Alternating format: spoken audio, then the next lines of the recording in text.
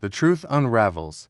How Dante's investigation will expose Michael's shocking betrayal and free Willow. The walls are closing in on Michael Corinthos, and Detective Dante Falconeri is about to uncover one of the most devastating betrayals in Port Charles history. As the investigation into Drew Cain's shooting takes a dramatic turn, all evidence points to a shocking truth that will send shockwaves through the Quartermain family and beyond. The seeds of suspicion. Dante's instincts have been nagging at him ever since Willow Tate was arrested for the attempted murder of Drew Cain. Something about the timing and circumstances of the evidence discovery felt too convenient, too perfectly orchestrated.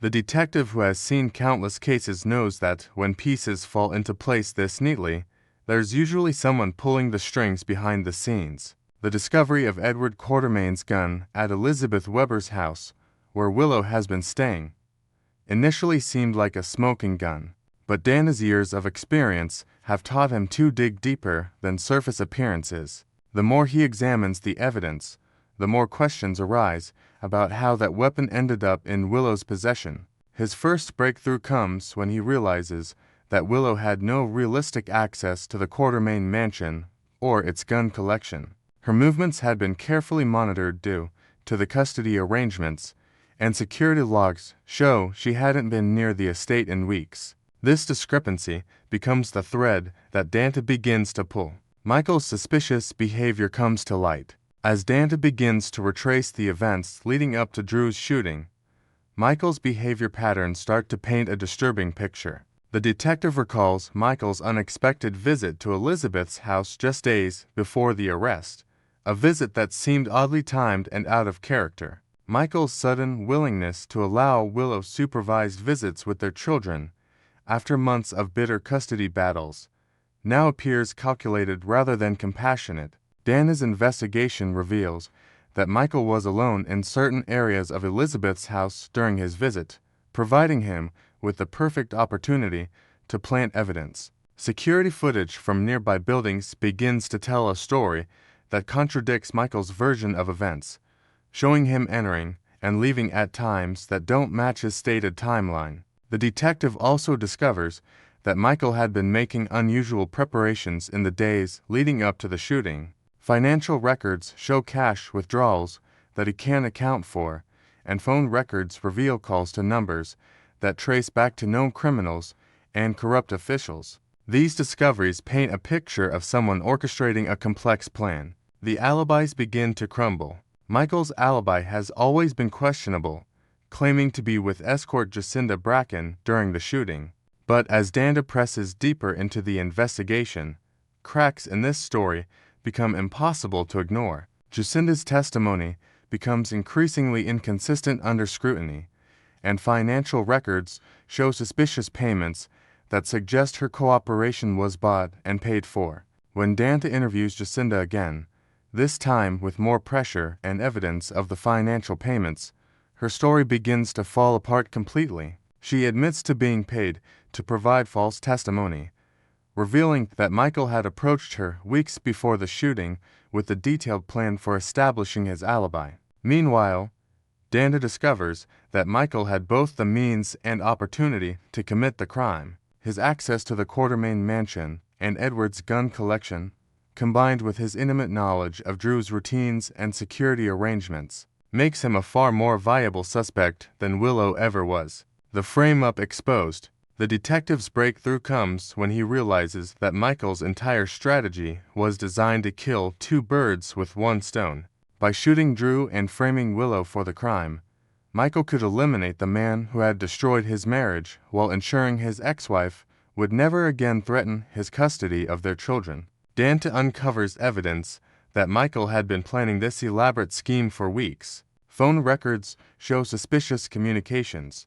Financial transactions reveal preparation for the aftermath, and witness testimonies begin to contradict Michael's carefully constructed narrative. The pieces of Michael's deception start falling into place like dominoes. The detective discovers that Michael had been studying police procedures and evidence collection methods, clearly preparing to stay one step ahead of the investigation. He had even researched Willow's psychological profile, knowing exactly how to frame her in a way that would seem believable given her recent mental health struggles. The investigation intensifies. As Dana's investigation gains momentum, he discovers that Michael's web of lies extends far beyond the shooting itself. The detective finds evidence of Michael's attempts to manipulate the judicial system, his coordination with corrupt officials, and his systematic destruction of evidence that could have implicated him from the beginning. The most damning evidence comes from an unexpected source: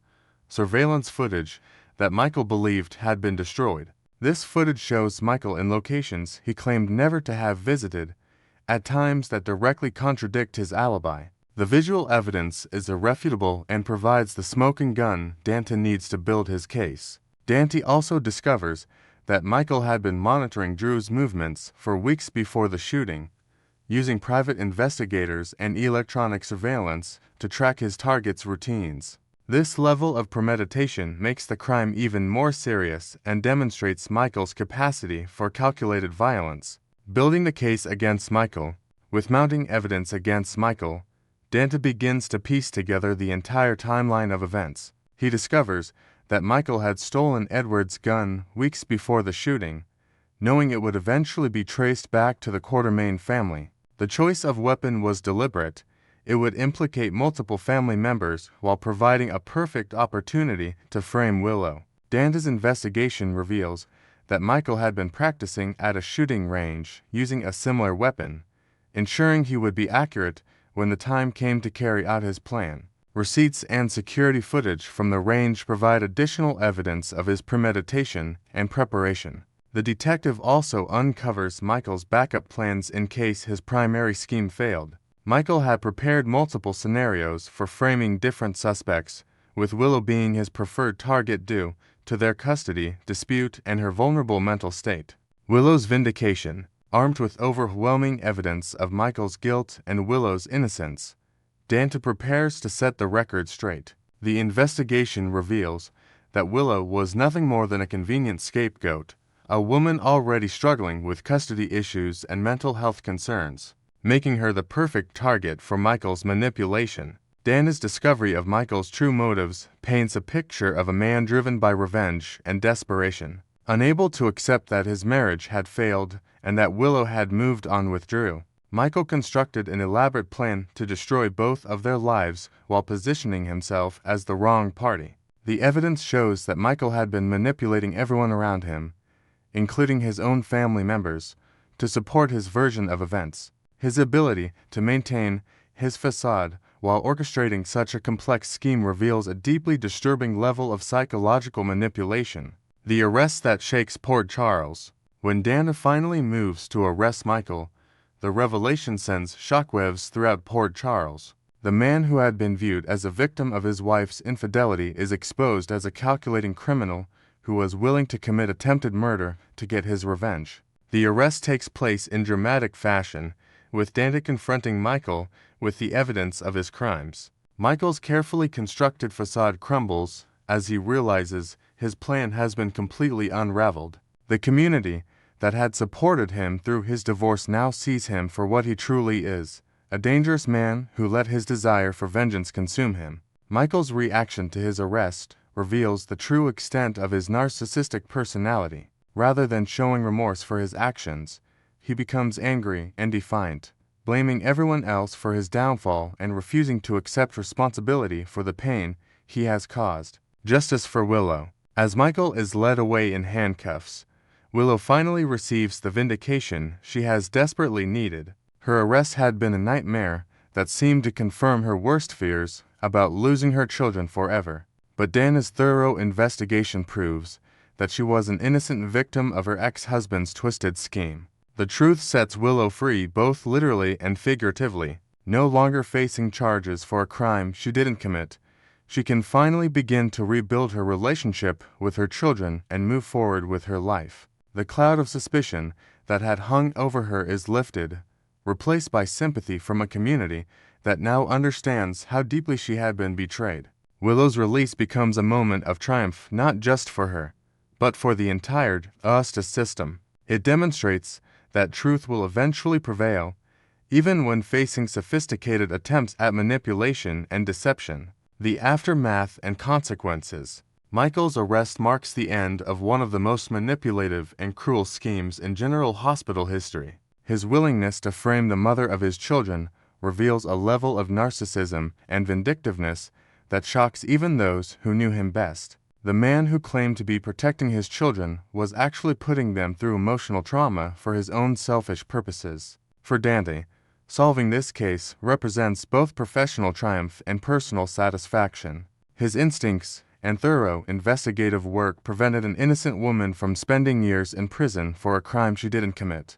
The detective's reputation for uncovering the truth, no matter how well hidden, is once again confirmed. The investigation's revelations forced the Quartermain family to confront the reality that one of their own was capable of such elaborate deception and cruelty. The family must grapple with the betrayal while also dealing with the legal and emotional fallout from Michael's actions. As the dust settles on this dramatic turn of events, Port Charles must come to terms with how deeply Michael had manipulated everyone around him. His fall from grace serves as a reminder that appearances can be deceiving and that justice, while sometimes delayed, will ultimately prevail when dedicated investigators refuse to accept easy answers. The investigation's conclusion brings closure to a storyline that has kept viewers riveted, while opening new chapters for all those affected by Michael's devastating betrayal.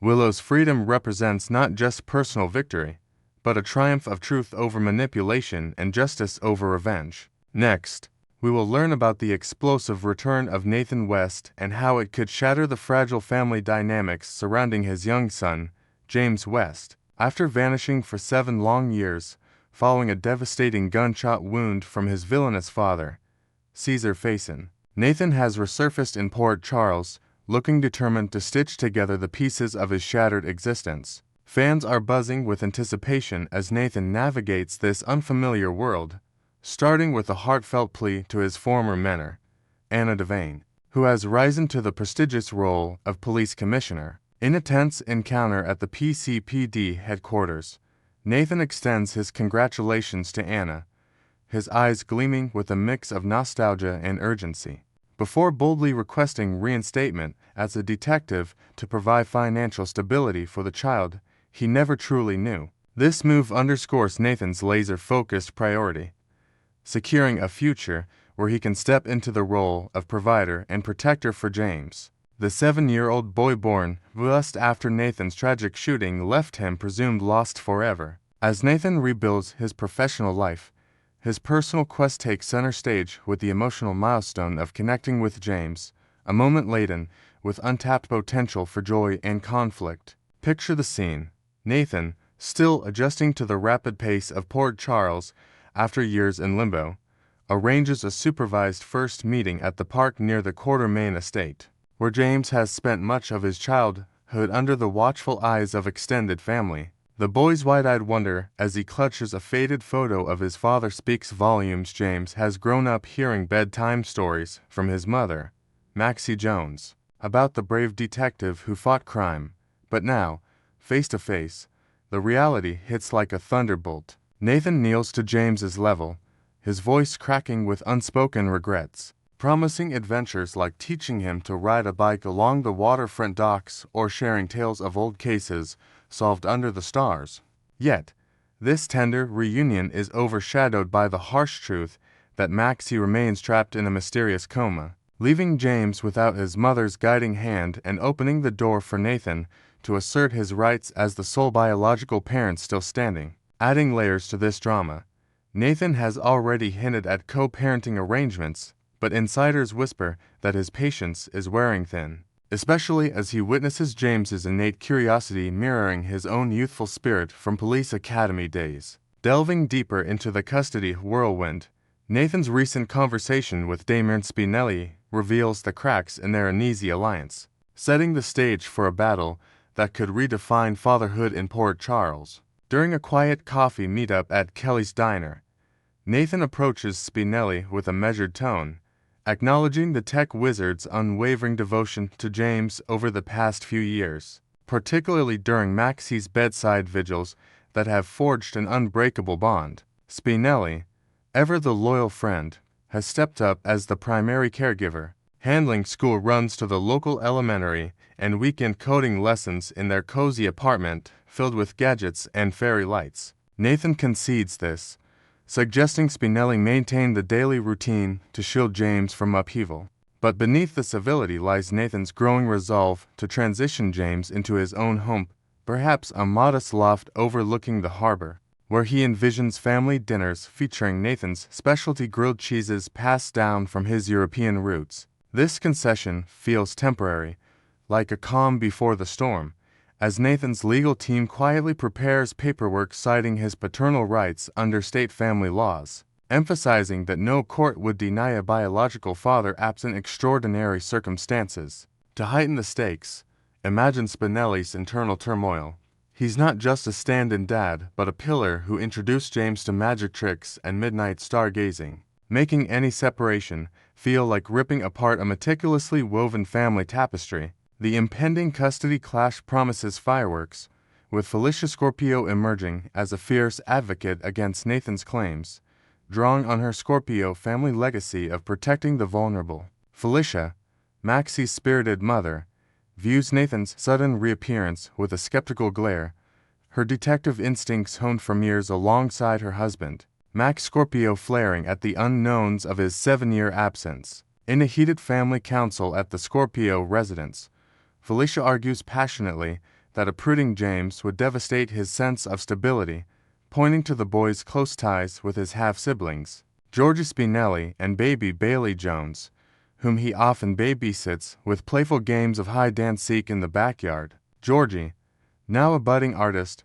with sketches of superheroes inspired by Nathan's stories, and Bailey, whose giggles fill the home during nap times, form James's emotional anchor. And Felicia insists that splitting them would echo the painful divisions she's witnessed in poor Charles' turbulent past. Yet, Nathan counters with unyielding logic, backed by medical clearances proving his fitness, and whispers of a private investigator uncovering Spinelli's own vulnerabilities, like late-night worries over Maxie's condition that might distract from parenting duties. This standoff could escalate to courtroom drama at the local family court, where testimonies from neighbors and teachers paint contrasting portraits, Spinelli as the nurturing constant versus Nathan as the rightful bloodline, potentially swaying a judge toward custody, with Nathan gaining primary residence after a trial period of supervised visits. Amid the heartfelt family tug-of-war, suspicions swirl around Nathan's improbable vitality,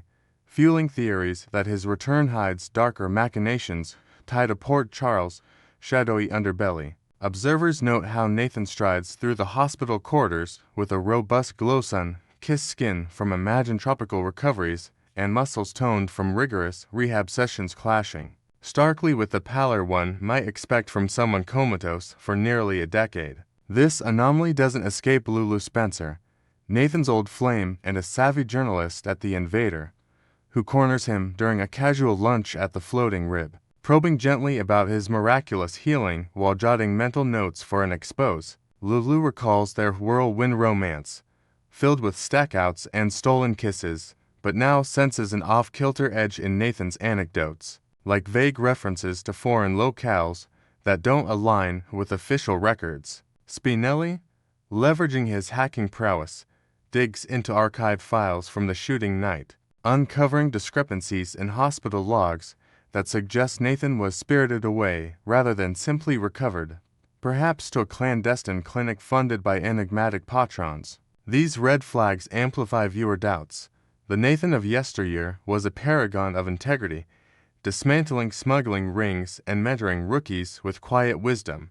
But this version carries an elusive aura, prompting whispers among the nurses' ball committee about whether he's truly the hero or a pawn in a larger game. Unraveling the web further, Maxie's coma emerges as a pivotal puzzle piece, orchestrated by the cunning Jen's Sidwell in a plot that reeks of calculated sabotage linked to Nathan's resurgence. Sidwell, the slick cosmetics mogul behind Deception's latest scandals, lured Maxie to a high-stakes meeting at the Metro Court under the guise of expanding her fashion line, only to slip a potent sedative into her chamomile tea, muttering about her chatty interference in corporate dealings. But peel back the layers, And it's clear this wasn't mere business rivalry over lotions and ledgers. Sidwell's smirking satisfaction hints at directives from a higher power, one intent on silencing Maxie without the messiness of murder to pave Nathan's path to James. Envision the chilling prelude, Sidwell pacing his opulent office, phone in hand, receiving orders to deploy the drug that mimics a natural collapse, ensuring Maxie lingers in limbo at General Hospital's ICU, tubes and monitors beeping like a grim lullaby. This scheme dovetails with Nathan's timeline, as if his return was the end game, allowing him unchallenged access to the sun raised in Maxie's vibrant, magazine-strewn home. Adding intrigue, nurses overhear Sidwell's coded calls referencing the prodigal son, fueling speculation that his deception empire masks ties to international intrigue, perhaps smuggling experimental serums that could explain Nathan's vigor. At the heart of this conspiracy looms the enigmatic mystery boss, with mounting evidence pointing to Caesar Fayson's ghostly influence or an even more twisted identity swap involving Peter August's psyche. Fayson, the master manipulator presumed dead after countless clashes with Anna and Robert Scorpio, has a history of faking demises and puppeteering from afar, like his past orchestration of the DVX espionage that nearly toppled Port Charles. Imagine Fayson, holed up in a lavish Swiss chalet overlooking alpine vistas, smirking at surveillance feeds of Nathan's maneuvers, having groomed him as a vessel for revenge against those who thwarted his empire, starting with reclaiming James as leverage over Maxie's circle. Yet, a bolder theory circulates in fan forums. What if this Nathan, in the original, but a surgical marvel with Peter August's memories grafted in, blending the journalist's ruthless cunning with Nathan's charm to infiltrate the PCPD anew?